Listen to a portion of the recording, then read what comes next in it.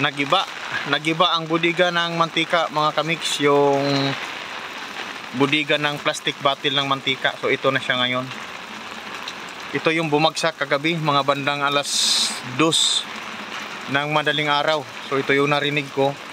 Yan, medyo puyat kasi hindi ganong makakatulog dahil nagbamasid sa kapaligiran. So ito nga yung nangyayari. Ito yung tuloy-tuloy yung bayo ng hangin na napakalakas, kaya bumigay ito. Yan o, bumaliktad yung atip.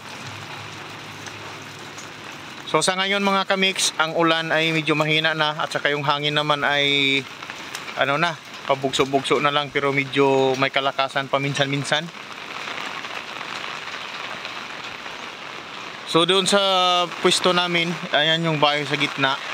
Medyo safe kami dyan dahil na paligiran kami niyan, o yung function hall at saka itong isang bahay. Kaya yung hangin hindi siya gaanong tagos, lalo na kasi maraming ano, ayan oh, may mga pader kasi dito mga kamix, mataas. So malaking tulong yung pader para hindi gaanong makapasok yung hangin.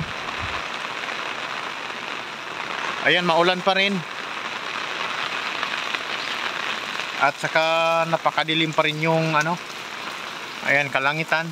So hindi natin alam kung umalis na ba itong bagyo or nandito pa. Yan, magdadasal na lang tayo na sana'y umalis na siya. Pero ang problema ay mayroon pa siyang kasunod mga kamix. Tuloy-tuloy ang bagyo, no? May kasunod pa.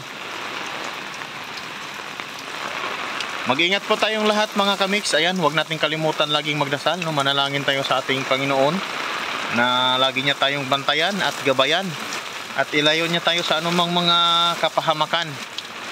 O mananalig tayo sa Kanya. Amen. So thank you for watching. Bye bye and God bless everyone.